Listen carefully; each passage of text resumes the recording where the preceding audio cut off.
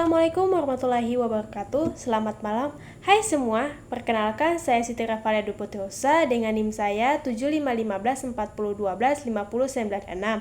Pada kesempatan kali ini saya akan menjelaskan tentang mekanisme umpan balik hormon dan hormon yang berhubungan dengan sistem reproduksi.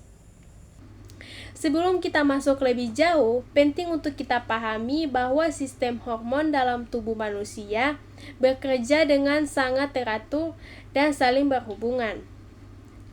Hormon adalah zat kimia yang diproduksi oleh kelenjar endokrin dan berfungsi membawa pesan ke organ tubuh lain agar bekerja sesuai kebutuhan. Dalam sistem reproduksi, hormon berperan mengatur proses seperti pematangan sel telur, ovalasi, pembentukan sperma, menstruasi, bahkan kehamilan dan persalinan. Sistem reproduksi manusia diatur oleh kerja berbagai hormon yang saling berhubungan antara otak dan organ reproduksi. Bagian otak yang berperan penting adalah hipotalamus dan kelenjar hipofisis, sedangkan organ sasarannya adalah ovarium pada wanita dan testis pada pria. Hipotalamus berfungsi sebagai pusat pengendali utama.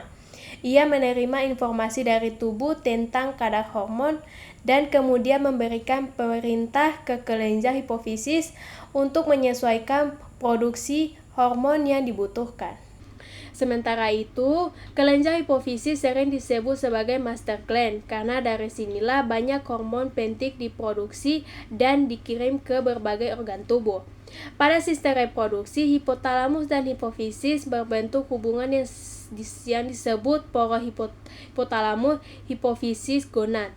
Poros ini menjaga keseimbangan hormon sehingga fungsi reproduksi bisa berjalan normal, mulai dari pubertas, kesuburan hingga menopause dan atau andropause. Tubuh kita menggunakan mekanisme yang disebut umpan balik atau feedback mechanism untuk menjaga keseimbangan hormon. 2. Umpan balik positif sebaliknya, yaitu meningkatkan kadar hormon justru merangsang pelepasan hormon lainnya. Mekanisme ini biasanya terjadi pada situasi tertentu, misalnya pada ovalasi pada wanita atau saat kontraksi rahim menjelang persalinan.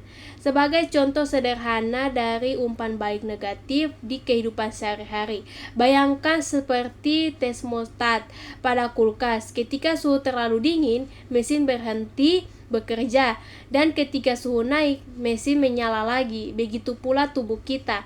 Ketika kadar hormon naik terlalu tinggi, tubuh otomatis menurunkannya, dan jika menurun, tubuh akan merangsang produksinya kembali.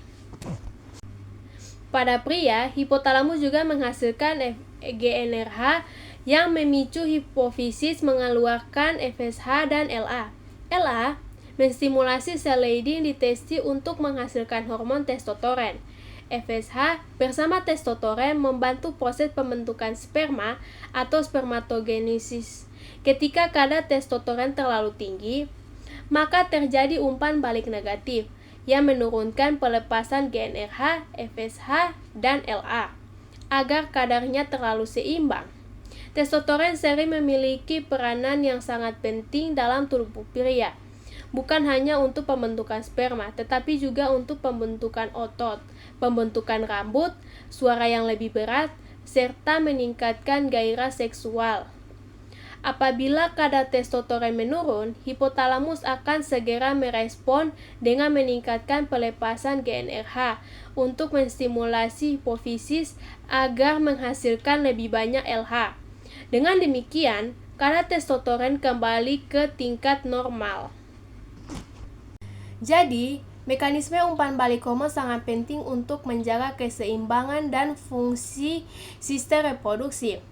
Tanpa adanya mekanisme ini, tubuh bisa memproduksi hormon secara berlebihan atau justru kekurangan.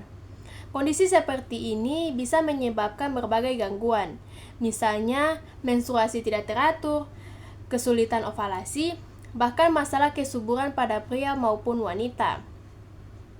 Selain berperan dalam reproduksi, hormon-hormon ini juga memengaruhi bagian tubuh lainnya, seperti metabolisme, pertumbuhan, emosi, hingga sistem kekebalan tubuh.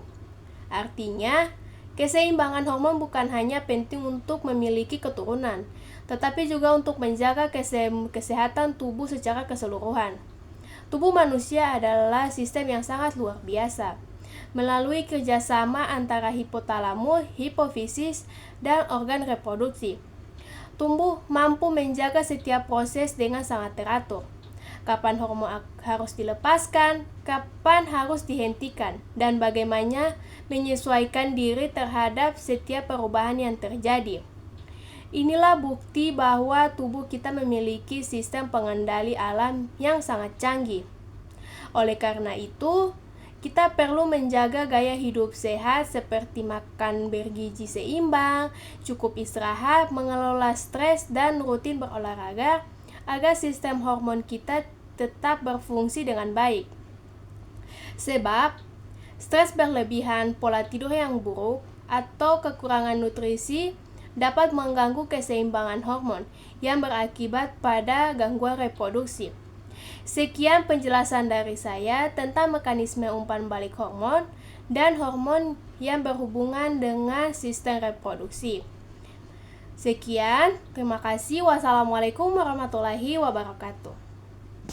Terima kasih yang sudah menonton sampai akhir. Jangan lupa untuk selalu menjaga kesehatan tubuh dan pola makan, karena keseimbangan hormon berawal dari kebiasaan kita sehari-hari. Wassalamualaikum warahmatullahi wabarakatuh.